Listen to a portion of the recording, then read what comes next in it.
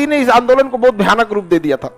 अब उधर इंग्लैंड का प्रधानमंत्री पागल था, इरविनवा को गरिया गिरे चोटा कहीं का, तुमसे हम कहे थे बवाल नहीं होना चाहिए, कैसे बवाल कर दिया। कहा कि साहब गलती हो गया, मार्च में आया था 1930 में हमारे पास 11 को मांग लेके, हमको लगा कि भगा दिए थे हम, गलती हो गया। कहा कि मंगाओ, गांधी जी को मंगाओ और उनकी बात मानो और उनको इंग्लैंड भेजो गोलमेज सम्मेलन में, क्योंकि इंग्लैंड में चल रहा था गोलमेज सम्मेलन। पहला गोलमेज सम्मेलन हुआ था 1930, पहला हुआ था 1930 और 30 में इंग्लैंड के प्रधानमंत्री जो थे रैमजे मैकडोनाल्ड गोलमेज बनाए थे, खूब बढ़िया राउंड टेबल, ऐसे टेबल था राउंड टेबल। राउंड टेबल होता है बराबरी के लिए, समझ में आ गया कि सब लोग बराबर जगह पे, इसमें कोई मतलब सीनियर जूनियर का जगह नहीं होता है, जहां से बैठिएगा आपका स्पेशल है। और इसमें ये वाला यहां पे बैठ जाता है। तो इन्होंने क्या बनाया था, राउंड टेबल समिट, गोलमेज सम्मेलन 1930। प्रथम गोलमेज सम्मेलन कब हुआ था, 1930। रैमजे मैकडोनाल्ड ने भव्य स्वागत का इंतजाम किया था, व्यवस्था किया था खाने पीने का, और पूरी इंग्लैंड में ढिढोरा पीटा था, देखो कैसे हम भारत की समस्या को 2 मिनट में सॉल्व करते हैं। अभी बुलाए हैं गांधी जी को, सब आएगा गांधी जी, कांग्रेस को भी बुलाए हैं, वहां गांधी और कांग्रेस के सिवा बड़ा कोई नेता ही नहीं है, हम 2 मिनट में निपटा देंगे। इधर 1930 में ये प्रथम गोलमेज सम्मेलन बुलाया है, इधर इंदिरा गांधी जी का मांग फेंक दिया, कभी ना मान तो गांधी जी 1930 में कौन चीज करके बैठे हैं, और उधर कौन चीज चल रहा है। सभी ने अवज्ञा आंदोलन का मुख्य उद्देश्य क्या था, एकदम प्रेम से आपकी बात को ठुकरा देंगे। यहाँ पे इंग्लैंड का प्रधानमंत्री इंतजार कर रहा था, अब आएंगे गांधी जी, अब आएगा कांग्रेस का कोई नहीं आया, इंतजार करते रह गया। रैमजे मैकडोनाल्ड चुपचाप रह गए। विपक्ष का नेता था वहां पे विंस्टन चर्चिल, का हो मैकडोनाल्ड, गुलाम देश भी वैल्यू न दे रहा है आपको। अब आप बताइए, मोदी जी अगर बुलाएं नेपाल के प्रधानमंत्री को, वो अबे ना करे, एयरपोर्टे पे टुकुर टुकुर देखते रह जाए, तो विपक्ष वाला कहेगा कि नहीं कहेगा, बहुत दिक्कत हो जाएगा यहाँ पे। बेचारा रैमजे मैकडोनाल्ड जो था वो बहुत शर्मिंदा हुआ कि उसका बात कोई नहीं माना गया। फोन किया किसको, इरविनवा को, कि देख इरविन चोट्टा 1931 में द्वितीय गोलमेज सम्मेलन कर रहे हैं, इसमें इरविन नहीं आया तो तोरा हम बिरयानी, इसमें अगर गांधी नहीं आए तो इरविन तोर बिरयानी बनेगा इरविन बिरयानी। अब इरविन बेचारा टेंशन में आ गया, क्योंकि इरविन के अगर गांधी द्वितीय गोलमेज में नहीं गए रहते ना, इरविन को पक्का मैकडोनाल्ड आके गिर जाता, यहाँ पे दांते काट लेता, उसकी नौकरी चल जाती यहाँ पे। अच्छा, महात्मा गांधी को दिए थे कांग्रेस का कोई मत जाओ, कोई गया ही नहीं, उधर अंबेडकर साहब बस गए थे। कौन गए थे, अंबेडकर साहब,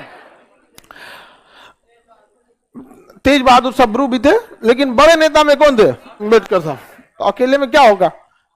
अब द्वितीय गोलमेज सम्मेलन आ गया 31 में। अब 1931 में, सितंबर 1931 में इसको रखा गया था, सितंबर 1931 में। कौन सा सम्मेलन, द्वितीय। अब इससे पहले ही इरविन जो था वो कहा कि गांधी जी देखिए ना, हम आपका मांग नहीं मांगे थे, इसमें गलती हो गया, हम एक काम करते हैं, आइए एक बार दोबारा विचार करते हैं, हमारा मती फिर गया था, हम आपकी बात ठुकरा दिए थे। तो गांधी और इरविन के बीच में दिल्ली में एक समझौता हुआ 5 मार्च 1931, 5 मार्च 1931। इसे कहा गया गांधी इरविन समझौता। ये बीपीएससी का क्वेश्चन है, 5 मार्च 1931। इसे हम दिल्ली पैक्ट कहते हैं, क्या कहते हैं, दिल्ली पैक्ट। इसी को हम कहते हैं गांधी इरविन समझौता, गांधी इरविन समझौता, गांधी इरविन समझौता। इस समझौते में गांधी जी अपर हैंड पे थे, क्योंकि गांधी जी को पता था। लेकिन हम ना आपको बता रहे हैं कि इरविन पर इतना दबाव था। अंग्रेज इतना बेवकूफ होगा क्या कि इरविन पर दबाव बता के किया होगा, नहीं करेगा आदमी। यहाँ आदमी नॉर्मल बिजनेस करता है, कभी कभी किसी को जमीन खरीदना होता है तो उसको चाहिए, लेकिन कहता है मन ना है अब यहाँ पर, बाद में लेंगे, ताकि उसका भाव गिर जाए। अभी ना हम आपको पूरा बात बता दे रहे कि मैकडोनाल्ड का क्या क्या, क्योंकि बीती हुई घटना है, लेकिन जब चल रहा होगा तो आपको थोड़ी पता है। अभी रूस का राष्ट्रपति पुतिन क्या चाहते हैं, ये हम लोग को खुल के थोड़े बताने वाला, समझ में आ रहा है कि नहीं आ रहा। तो गांधी इरविन समझौता हुआ। महात्मा गांधी ने शर्त रखा कि जितने भी कैदी हैं उन्हें क्या किया जाए, रिहा किया जाए। इरविनवा लिख दिया कि जितने भी राजनीतिक कैदी हैं उन्हें रिहा किया जाएगा। अब यहां वो खेल गया, इरविन ने कहा कि हम राजनीतिक कैदियों को रिहा कर देंगे, राजनीतिक कैदियों को रिहा कर देंगे। और आपको क्या करना पड़ेगा, सविनय अवज्ञा आंदोलन को कैंसिल करना पड़ेगा, फिलहाल के लिए कुछ देर के लिए सस्पेंड करना पड़ेगा, दोबारा बने मन चालू कर लीजिए, लेकिन आप चले जाइए द्वितीय गोलमेज सम्मेलन में। महात्मा गांधी रेडी हो गए कि द्वितीय गोलमेज सम्मेलन में हम जाएंगे। सविनय अवज्ञा आंदोलन को क्या कर दिया उन्होंने, स्थगित कर दिया। वहां पर लोग फिर कहें कि बहु फिर एक फिर कर दिया। असहयोग आंदोलन को भी ऐसे ही किया, एक रो ऐसे ही कर दिया। आप क्या आदमी है यार ये। महात्मा गांधी के प्रति लोगों का विचार थोड़ा डगमगाने लगा, लेकिन कहें लोग कि कोई बात नहीं, महात्मा गांधी ने सस्पेंड किया तो क्या हो गया, कैदियों को तो रिहा कर देंगे। कैदी रिहा होने की जगह पे भगत सिंह को फांसी लगा दिया गया। पता नहीं था किसी को, जब फांसी लग गया तब पता आया कि भगत सिंह को तो फांसी लग गया। तब महात्मा गांधी कहे कि रे इरविन भाई क्या किया है तुम कैसे फांसी दे दिया। तो कहा कि हमने तो बोला था कि राजनीतिक कैदियों को छोड़ देंगे, जितना धरना अनशन हेन तेन में बैठा था सबको छोड़ दिए। भगत सिंह जो थे ये तो आपराधिक में थे, क्या थे, आपराधिक में थे। अभी टेंशन नहीं लीजिएगा, भगत सिंह को जो गवाही दिया था ना, गवाही दिया था जो भगत सिंह के खिलाफ, उसको एगो बिहारी गोली मार दिया। अभी आगे पढ़ेंगे आप लोग को यहाँ पर, ठीक है। वही गवाही दिया था, क्योंकि भगत सिंह के खिलाफ कोई सबूत नहीं था, सैंडर्स की हत्या का कोई सबूत नहीं था। वही खड़ा होगा, हम ही देखे थे, यही मारा था, यही। भगत सिंह को फांसी दे दिया गया। समझ आ गया कि नहीं। खुद के खिलाफ आप गवाही नहीं दे सकते, तुम लोग अपने घरे का कानून पढ़ देता है। आप किसी को भी खुद के खिलाफ गवाही दिला के उसे सजा नहीं सुना सकते। समझ में आ रहा है कि नहीं आ रहा है। तो उसने कहा दिया यही मारे थे। तो बिहारी एगो देख लिया था कोर्ट में, कागी रुक तोरा बती तो ओके बुलाया बिहार में, आओ लिट्टी चोखा खिलो तो बेतिया में, मोतिहारी है ना जगह, चंपारण, बेतिया में गन्ना के खेत में गोली मार दी। सुना है आके भगत सिंह के खिलाफ गवाही देता है आप। तो ऐसा ऐसा बहुत हुआ है। तो भगत सिंह को क्या लग गई, फांसी। हालांकि भगत सिंह को जब फांसी दिया गया तो जो जज थे, उन जजों में एक आगा हैदर भी थे। क्या नाम था, आगा हैदर। आगा हैदर ने तो पूरा अपना फैसला लिखा है भगत सिंह के फेवर में, समझ में आया कि नहीं। लेकिन जजों को फांसी देना ही था। एक बात समझिए, 1931 में लगी थी फांसी किसको, भगत सिंह। गांधी इरविन समझौते के बाद मार्च में भी फांसी लगी थी उनको, 23 मार्च को। 5 मार्च 1931 को यहां समझौता हो रहा है, और उसके 18 दिन बाद 23 मार्च 1931 क्या लग गई, फांसी। हालांकि 14 फरवरी को सजा सुनाया गया था, लेकिन गांधी इरविन समझौते के बाद ऐसा लग रहा था कि माफ हो जाएगा सजा, लेकिन माफ नहीं हुआ यहाँ पर। अच्छा ये बताइए, 1931 में सरदार पटेल भी बहुत बड़े जज वकील थे, और 1931 में कांग्रेस उन्हीं के हाथ में थी। 1931 का लाहौर कराची अधिवेशन सरदार पटेल थे। सरदार पटेल भी तो बहुत बड़े वकील थे। मोतीलाल नेहरू बहुत बड़का वकील थे, जवाहरलाल नेहरू बहुत बड़े वकील थे, जिन्ना बहुत बड़े वकील थे। आप गांधी को अकेले जिम्मेदार तब ठहराइएगा। हाँ, इसलिए कि उस समय गांधी के पास पावर इस बात का था कि इरविन उनकी बात मान लेता, इरविन उनकी बात मान लेता। हालांकि इरविन बात मान लिया था। आप इस चीज को भी समझिए। आप अगर गांधी को देखिए, नो डाउट यहां गांधी को, हम लोगों से अगर ऐसी गलती हो जाए कि अपराधियों को छोड़ने की जगह अगर कोई लिख दे कि राजनीतिक अपराधियों को छोड़ा जाता है, तो हम लोग ऐसा गलती कर सकते। एक वकील ऐसा गलती करेगा, वकील का काम होता है यही सब चीज पकड़ना, और भी गांधी ऐसा वकील गलती करे। रियलिटी में गांधी जी हिंसात्मक चीजों को ज्यादा पसंद नहीं करते थे, लेकिन किसी चीज को पसंद न करना इसका मतलब यह नहीं होता है कि उससे नफरत करना। समझ में आ गया कि नहीं आ गया। आपको अगर देखिएगा कोई चीज अगर नहीं पसंद है तो इसका मतलब नहीं कि आप उसका विरोध करते हैं। दो तरह के लोग मिलेंगे। कोई आप देखिएगा ऐसे भी ना, एक आदमी कोई होगा जो शाकाहारी होगा, लेकिन उसको मांसाहारी से विरोध नहीं है।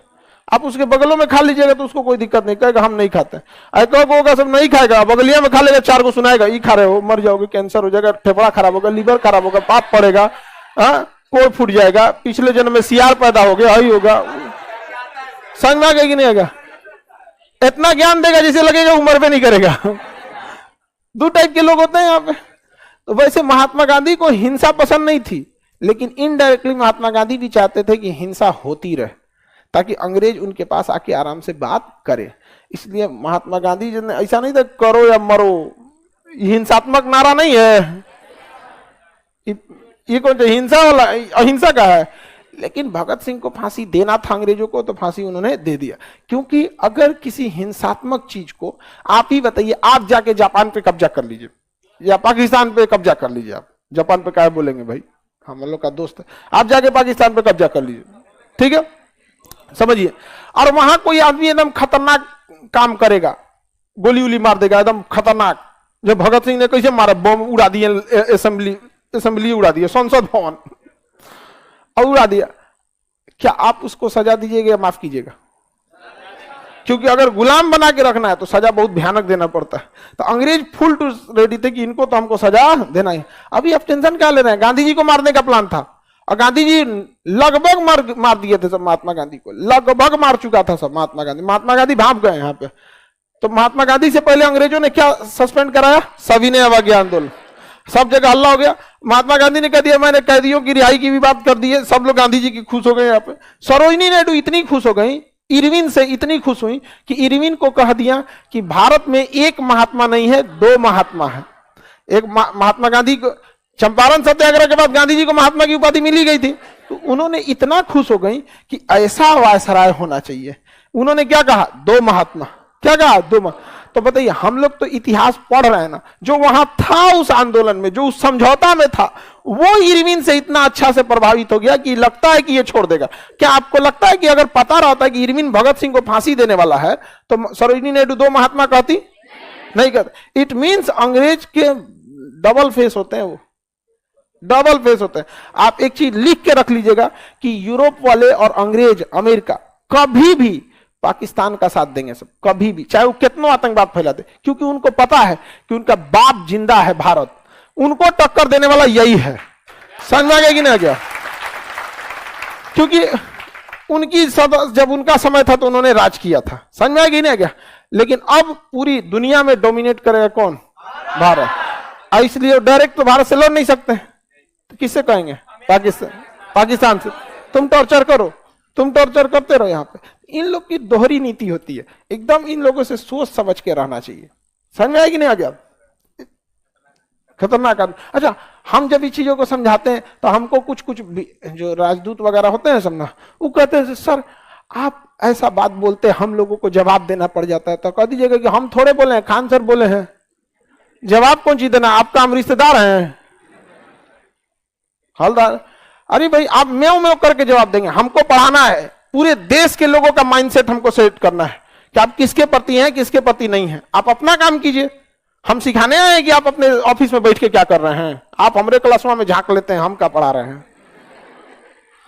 समझ में आया कि नहीं गया? हमारा काम है देश बदलना। आपको एगो डिपार्टमेंट दिख रहा है, हमको पूरा देश दिख रहा है, अंतर होता है। किसी को आगे बढ़िए, किसी को कोई दिक्कत नहीं है? देखो सर, अभी तक गोडसे नहीं आया, वो इंतजार कर रहा है गोडसे का इंतजार कर रहा है गोडसे का। अभी आपको ना जब रियलिटी पढ़ेंगे ना तो आपको धर्म से थोड़ी सी दूरी बन जाएगी, ठीक है? रियलिटी धीरे धीरे पढ़ते चलिए। 1948 आने दीजिए, आते आते आपको ना धर्म से थोड़ा सा लगेगा यार ये तो धर्म वरम कुछ खास चीज नहीं है, थोड़ा सा पीछे हट जाना चाहिए। आराम से भी समझते चलिए। यहां तो समझ में आ गया?